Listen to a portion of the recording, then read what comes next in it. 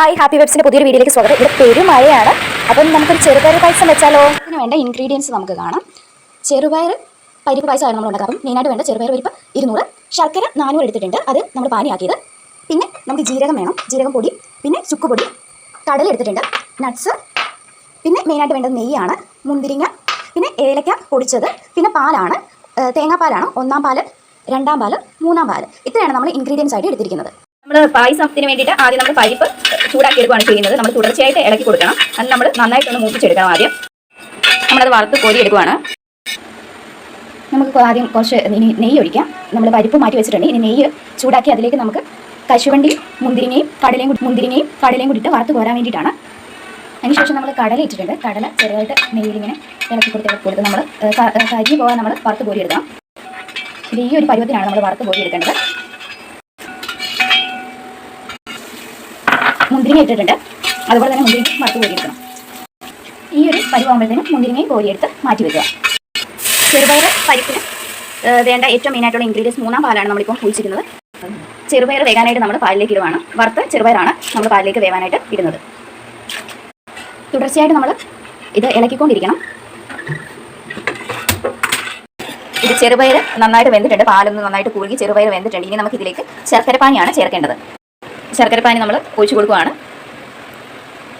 ഒഴിച്ചു കൊടുത്തതിന് ശേഷം നമ്മൾ നന്നായിട്ടൊന്ന് ഇളക്കി കൊടുക്കുക. നന്നായിട്ട് ഇളക്കി കൊടുത്ത് നന്നായിട്ട് മിക്സ് ചെയ്യുക. ഇത് നന്നായിട്ട് കുറുകി വരുന്നവരെ നമ്മളിങ്ങനെ ഇളക്കി കൊടുക്കുക. ശർക്കര നന്നായിട്ട് പാകമായിട്ടുണ്ട്. നിങ്ങൾക്ക് കാണുമ്പോൾ തന്നെ അറിയാം. ഈ ഒരു പരുവാകുമ്പോഴത്തേനും നമ്മൾ 2-ാം പാല് ചേർത്ത് കൊടുക്കുകയാണ് ചെയ്യുന്നത്. നന്നായിട്ടൊന്ന് ഇളക്കി അത് മിക്സ് ചെയ്ത് കൊടുക്കുക.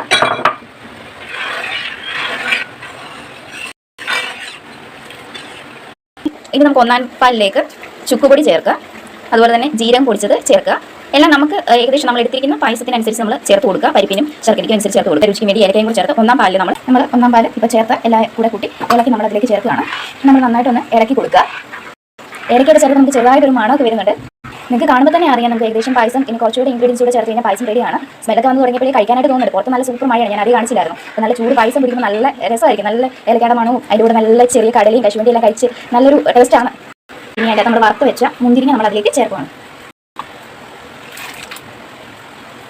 അപ്പോൾ എല്ലാം നമ്മൾ മുന്തിരിങ്ങയും കടലയും അതുപോലെ തന്നെ നമ്മൾ നേരത്തെ നെയ്യ് വറുത്ത് വെച്ച കശുവണ്ടി എല്ലാം കൂടി ചേർത്ത് ഇളക്കുകയാണ്. ഇവിടെ നമുക്ക് കാണുമ്പോഴേ അറിയാം പായസം റെഡി ആയിട്ടുണ്ട്. നന്നായിട്ടൊന്ന് കുറുകി എടുത്ത് കഴിയുമ്പോൾ പായസം റെഡിയാണ്. നിങ്ങൾക്ക് കാണുമ്പോൾ തന്നെ കഴിക്കാൻ തോന്നുന്നുണ്ടെന്ന് എനിക്കറിയാം. നല്ല സ്മെല്ലാണ് വരുന്നത്. നമുക്ക് ഇതെല്ലാം ബൗളിലേക്ക് മാറ്റിയിട്ട് എനിക്കൊന്ന് കുടിച്ച് ടേസ്റ്റൊക്കെ നോക്കിയിട്ട് ഞാൻ അഭിപ്രായം പറയാം. ഇപ്പോൾ കണ്ടിട്ട് അടിപൊളിയാണ്. നമ്മൾ ബൗളിലേക്ക് മാറ്റിയിട്ടുണ്ട്. ഇനി ഒരു ചെറിയ ബൗളിൽ എനിക്കായിട്ട് വേണ്ടി ഞാനൊരു ബൗളിലേക്ക് എടുത്തിട്ട് ഞാൻ ടേസ്റ്റ് ചെയ്യാൻ പോകാം.